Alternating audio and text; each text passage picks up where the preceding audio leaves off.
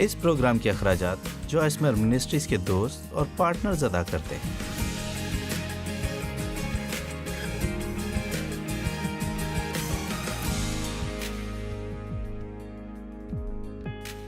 آپ کا بدن مسیح کے اعضاء ہے، وہ آپ کے وسیلے لوگوں سے محبت کرتا ہے۔ کیا میں یہ مسیح کے اعضاء لے کر ان کو قصبی کے اعضاء بناؤں؟ ہرگز نہیں، ہرگز نہیں۔ اب غور کریں،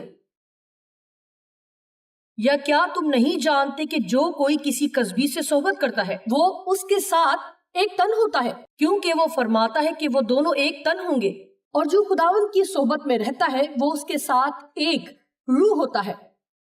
حرام کاری سے بھاگو اور بدکاری سے باز رہو۔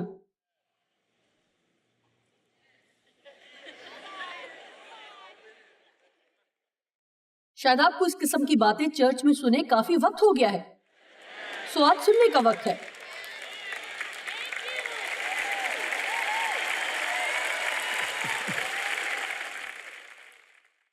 کیا آپ جانتے ہیں آج دنیا میں کتنی بدکاری اور حرام کاری ہے؟ اور آج جو کچھ لوگوں کی اس کے متعلق سوچ ہے، لوگ آج اسے کوئی شرم کی بات نہیں سمجھتے، بلکہ وہ تو اس پر فخر کرتے ہیں۔ یعنی اگر اور کچھ نہیں، ٹیلی ویژن سب کو یہ سکھاتا ہے کہ ایک ملاقات کرو اور اس کے ساتھ وقت گزارو۔ حرام کاری اور بدکاری سے بھاگو، ہر طرح کی سوچ یا عمل کی ناپاکی سے بچو۔ جتنے گناہ آدمی کرتا ہے وہ بدن سے باہر ہے، لیکن حرام کار اپنے بدن کا بھی گنہگار ہے۔ خدا کا شکر ہے کہ ہمارے گناہ معاف ہو سکتے ہیں۔ میں یہ اس لیے کہنا چاہتی ہوں کیونکہ میں نہیں چاہتی کہ کوئی خود کو یہ کہہ کر کوستا رہے کہ مجھ سے یہ ہوا، میں نے یہ کیا، لیکن میں چاہتی ہوں کہ اگر آپ ایسا کر رہے ہیں تو کرنا بند کر دیں، اور اگر آپ ایسا کرنے کا سوچتے ہیں تو میں چاہوں گی کہ فیصلہ کریں کہ آپ نہیں کریں گے، کیونکہ یہاں ہماری زندگی بڑی ہی مختصر ہے، اور اس سے پہلے کہ ہمیں خبر ہو ہمیں خداوند کا سامنا کرنا ہوگا۔ میں نہیں جانتی جب یہ پیغام ٹی وی پر جائے گا تو کتنا مقبول ہوگا۔ دیکھیے اپنے ٹی وی کو بند مت کیجیے گا، دیکھتے رہیے، کیونکہ میں سچ بتا رہی ہوں اگر ہم اس کلام کی باتوں کو اسی بے باکی سے سن رہے ہوتے جس طرح سے لکھا ہے تو دنیا کے مسائل کافی حد تک کم ہو سکتے تھے۔ اور میرا نہیں خیال کہ ہم لوگوں کو وہ بتانے کے ذمہ دار ہیں جو وہ سننا چاہتے ہیں، بلکہ ہم انہیں وہ بتانے کے ذمہ دار ہیں جو انہیں سننے کی ضرورت ہے۔ 19ویں آیت، کیا تم نہیں جانتے کہ تمہارا بدن روح القدس کا مقدس ہے جو تم میں بسا ہوا ہے اور تم کو خدا کی طرف سے ملا ہے، اور تم اپنے نہیں ہو بلکہ قیمت سے خریدے گئے ہو تاکہ اس کے اپنے کہلاؤ، سو اپنے بدن سے خدا کا جلال ظاہر کرو۔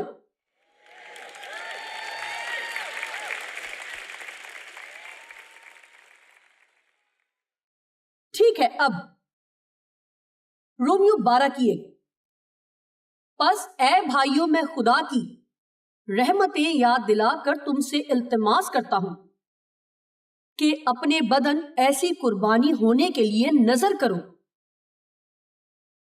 سو میں اس طرح سے کلام نہیں سنانا چاہوں گی کہ میں آپ کو کسی ایسے نقطے تک نہ لا سکوں کہ پوچھ سکوں کیا آپ کچھ ایسا سن رہے ہیں جس کی آپ کو آج ضرورت ہے؟ کیا آپ کو احساس ہوا کہ آپ کو خود کی دیکھ بھال بہتر طور پر کرنی چاہیے؟ اور کیا آپ آج یہ کہنے کو تیار ہیں کہ میں نے تو کبھی اس بات کو سمجھا ہی نہیں تھا، میں تو بس یہی سوچتی تھی کہ میرا جسم میرا ہی ہے اور میں اس سے جو چاہوں کر سکتی ہوں اور اس سے میری روحانی زندگی پر ہرگز کوئی فرق نہیں پڑتا، لیکن اب میں نے جانا کہ مجھے اپنے بدن کو خداوند کے لیے مخصوص کرنے کی ضرورت ہے۔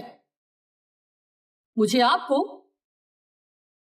بتانا پڑے گا کہ جب آپ اپنا ہاتھ اٹھاتے ہیں تو اس کا مطلب ہے کچھ بدلاؤ۔ کتنوں کے بدن میں درد ہے اور آپ اسے کم از کم 2 سال سے یہ کہہ کر نظر انداز کرتے آ رہے ہیں کہ میں ڈاکٹر کے پاس نہیں جانا چاہتی۔ دیکھیں، آج ہی اپوائنٹمنٹ لیں، آپ مزید اسے پیچھا نہیں چھڑا سکتے۔ آپ کہیں گے کیا جوا کھیلنا چاہتے ہیں یا سرمایہ کاری کرنا چاہتے ہیں؟ یا خطرہ اٹھانا چاہتے ہیں کہ کچھ نہ کچھ کرنے کے باوجود ایک اچھے نتیجے کی توقع کریں، یا آپ خود کو سنوارنا چاہتے ہیں، پھر اگر کچھ ہوتا بھی ہے تو کم از کم آپ کو یہ تو پتا ہے کہ آپ نے وہ کیا جو آپ کو کرنا چاہیے تھا۔ اور جب ہم ایسا جانتے ہیں تو میرا خیال ہے یہ دعا میں ہمیں قوت بخشتا ہے کہ خدا کے سامنے جا کر کہہ سکیں کہ میرا ایمان ہے کہ میں نے وہ کیا جو تو نے کہا تھا، اب باقی باتیں میرے اختیار میں نہیں ہیں، ان کے لیے مجھے تیری ضرورت ہے، اور یسوع ہمارا شافی ہے۔ میرا ایمان ہے کہ آج یہاں جو بیمار ہے انہیں شفا دینا چاہتا ہے، یا بدن میں کوئی بھی تکلیف ہے۔ بائبل میں ایک شخص کا ذکر ہے جسے اس نے کہا میں نے تجھے شفا دے دی ہے، جا اور پھر سے گناہ نہ کرنا، ایسا نہ ہو کہ تجھ پر اس سے بھی زیادہ آفت آئے۔ میں یہ نہیں کہہ رہی کہ ساری بیماری کی وجہ ہمارے ذاتی گناہ ہے، لیکن ان میں سے کچھ ہیں۔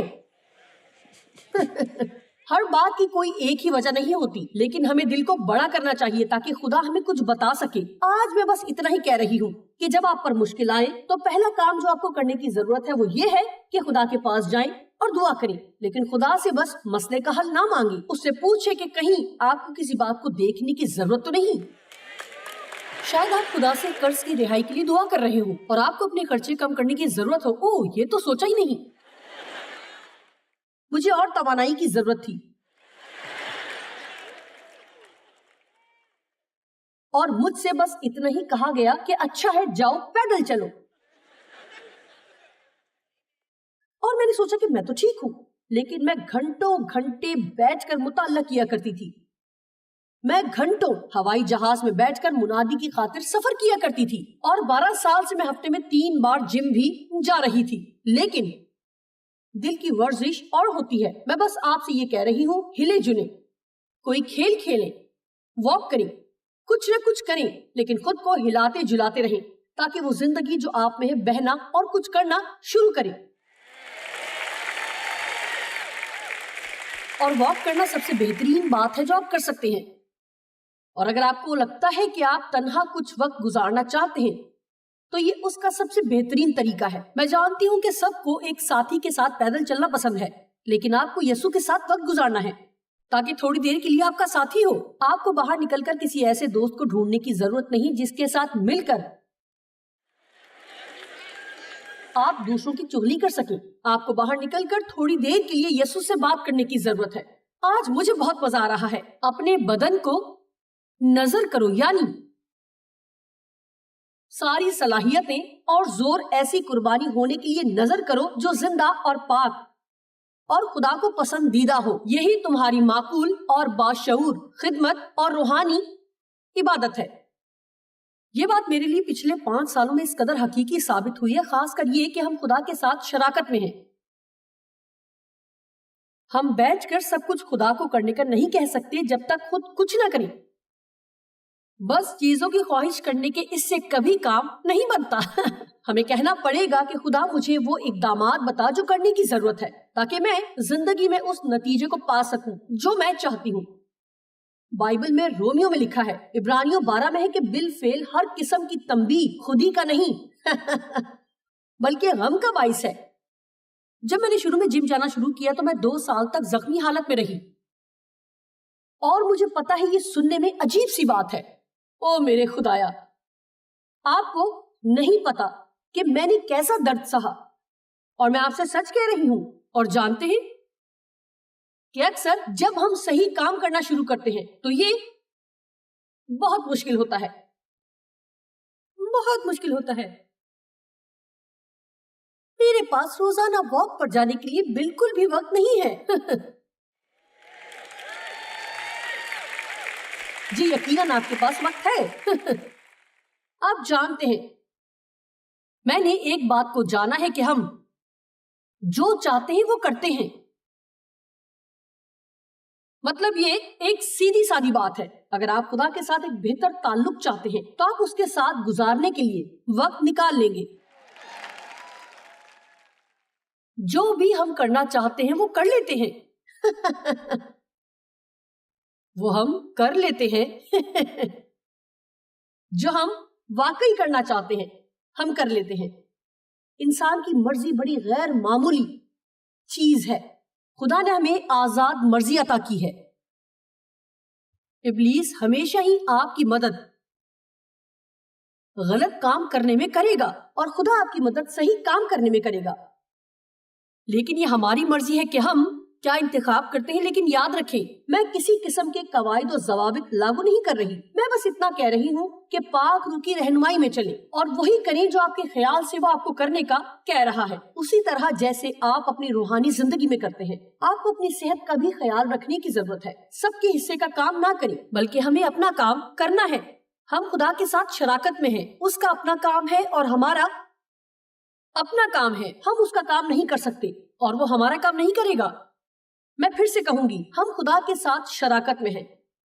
اور سچ کہوں تو زندگی بے حد حسین ہو جاتی ہے جب ہم اپنی ذمہ داری کو سمجھ کر شروع کرتے ہیں اور وہ کرنے لگتے ہیں جو کرنے کی ضرورت ہوتی ہے. دراصل ایسا کرنے سے آپ کو خوشی محسوس ہوتی ہے جب آپ اچھی باتوں کا انتخاب کرتے ہیں، بھلے ہی وہ تکلیف دہ ہو، بھلے ہی وہ آپ کو زخم دے، بھلے ہی آپ کا وقت لیں، چاہے وہ مشکل ہو. اکثر اوقات کچھ مشکل کام کرنا ہمارے لیے اچھا ہوتا ہے.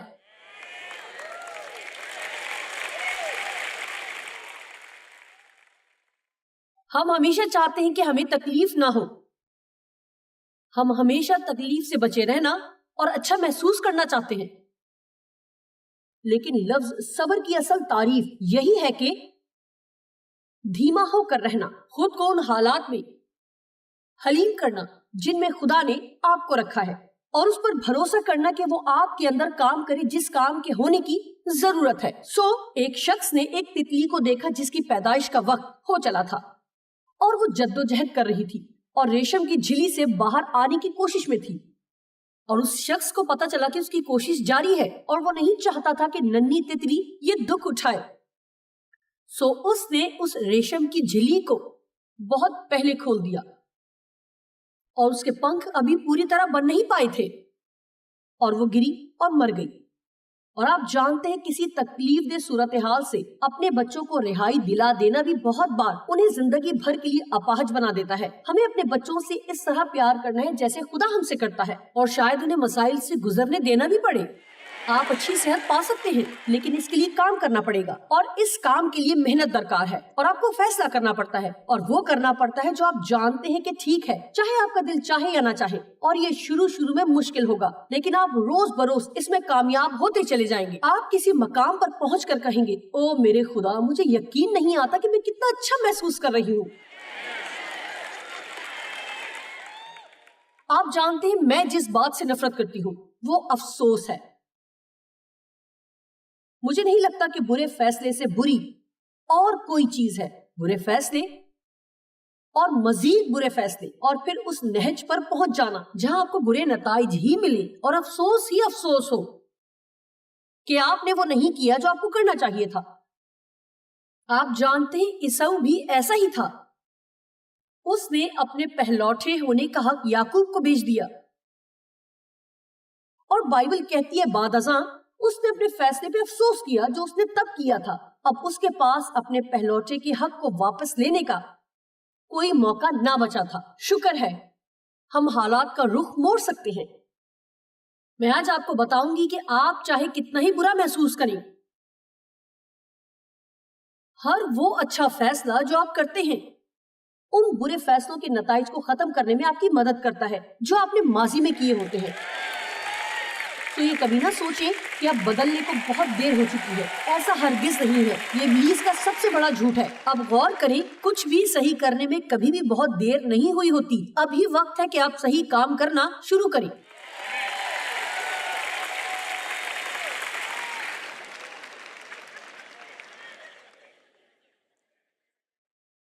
میں آپ کی منت کرتی ہوں کہ اپنے بدن یعنی اپنی صلاحیتیں اور سارا زور، روح، جان، بدن، ذہن اور جذبات، اپنی صلاحیتیں اور سارا زور ایسی قربانی ہونے کے لیے دے دو جو زندہ اور پاک اور خدا کو پسندیدہ ہو. یہی تمہاری معقول خدمت اور روحانی عبادت ہے. کیا میں آپ کو 5 ایسے اقدامات بتا سکتی ہوں جو آپ اپنی صحت کو بہتر کرنے کے لیے کر سکتے ہیں؟ اور پھر ابھی 6 باتیں میرے پاس اور ہیں لیکن وہ سب کھانے سے متعلق ہے، انہیں میں آخر میں بیان کروں گی۔ ہر روز تقریباً اپنے وزن کے آدھے برابر پانی پیئے۔ کچھ لوگ سوچتے ہوں گے میں تو ڈوب جاؤں گی۔ ایک بار میں نے کہا ہر روز تقریباً اپنے وزن کے آدھے برابر پانی پیے، اور ڈیو نے بعد میں مجھ سے کہا تمہیں پتا ہے تم نے انہیں کتنا پانی پینے کو کہا ہے؟ آپ میں سے کتنے لوگوں کو پانی پینا اچھا نہیں لگتا؟ میں آپ کو بتاؤں گی کہ ایسا کیوں ہے، کیونکہ آپ اسے پیتے نہیں ہیں۔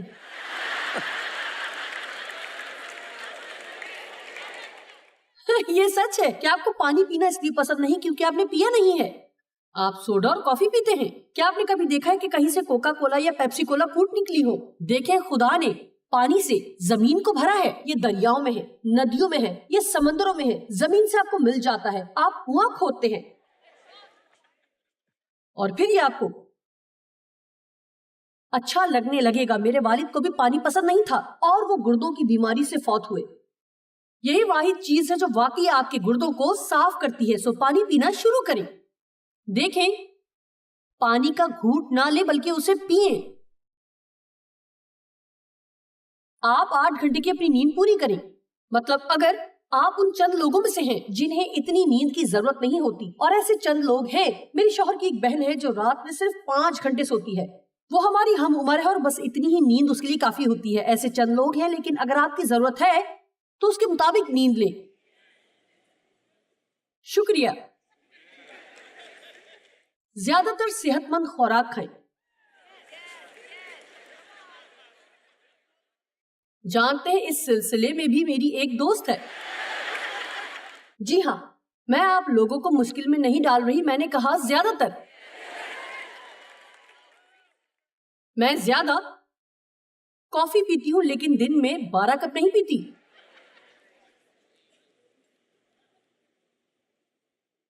میں ہفتے میں ایک بار میٹھا ضرور کھاتی ہوں۔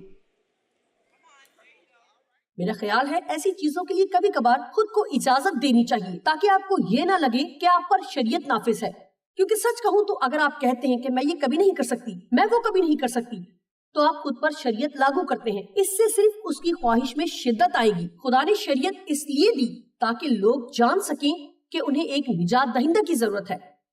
شریعت سے گناہ میں اضافہ ہوا۔ دیکھیں، میں کوئی ماہر غذائیت نہیں ہوں۔ کچھ لوگ یقیناً کہیں گے کہ اوہ تم یہ کبھی نہیں کھا سکتی، اسے کبھی مت کھانا۔ میرے خیال سے اعتدال اچھی چیز ہے، اور میں آپ سے یہ کہوں کہ یہ کبھی مت کرنا تو آپ میری کسی بات کو نہیں سنیں گے، بلکہ آپ چلے جائیں گے اور کہیں گے یہ تو کچھ زیادہ ہی ہے۔ سو زیادہ تر صحت مند خوراک کھائیں۔ اگر آپ نہیں جانتے کہ ایسا کیسے کرنا ہے، یہ اس کا کیا مطلب ہے، تو کوئی کتاب لے کر پڑھیں اور فیض حاصل کریں۔ اچھی غذا پر کوئی بنیادی کتاب پڑھیں اور کوئی سی بھی ورزش بھی روزانہ کریں، خاص طور پر کچھ ایسی جو آپ کی دھڑکن کو درست کرے، اور اس سے آپ کا غذائی نظام بہتر ہوتا ہے۔ اسے روزانہ کی بنیاد پر کریں۔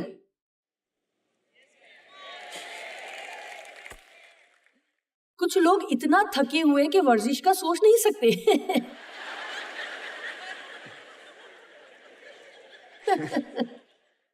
میں پوچھنے والی تھی کہ کتنے لوگ روزانہ ورزش کرتے ہیں، لیکن نہیں پوچھوں گی۔ نمبر 5، اگر آپ صحت مند ہونا چاہتے ہیں تو ایک متوازن زندگی بسر کریں۔ شکریہ۔ اس کا مطلب ہے کام، آرام، کھیل، ہنسی مذاق۔ اپنی زندگی کو متوازن رکھیں۔ نمبر 1 پانی، نمبر 2 نیند، نمبر 3 زیادہ تر صحت مند خوراک، نمبر 4 روزانہ ورزش، نمبر 5 متوازن زندگی گزارنا، اور 6 باتیں اور ہیں۔ میں نے 6 یہاں کونے میں لکھا دیکھا۔ بلا وجہ کے دباؤ سے پرہیز کریں۔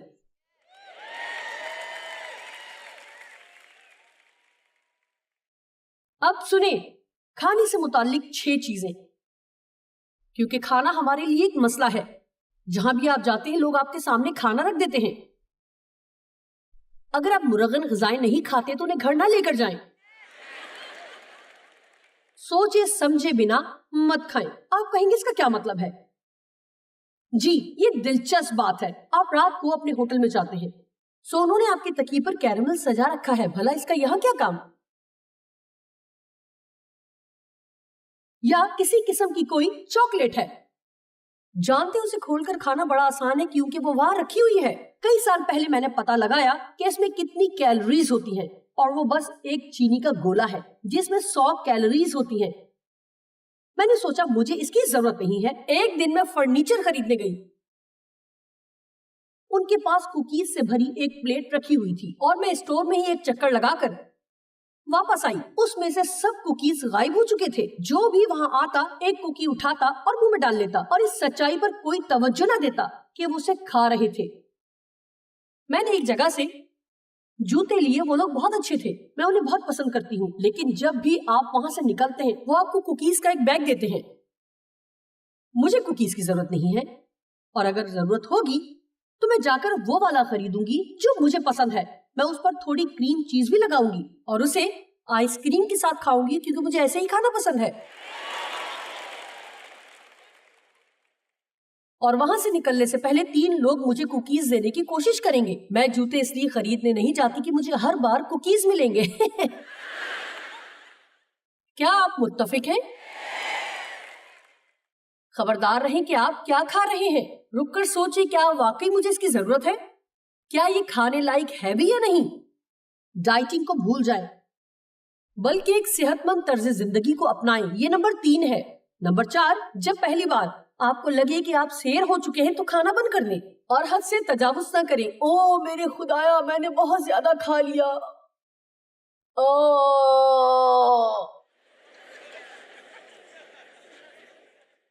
روزانہ دعا کریں کہ خدا آپ کی مدد کرے کہ آپ روزمرہ کی ضرورت کی خوراک لے سکیں۔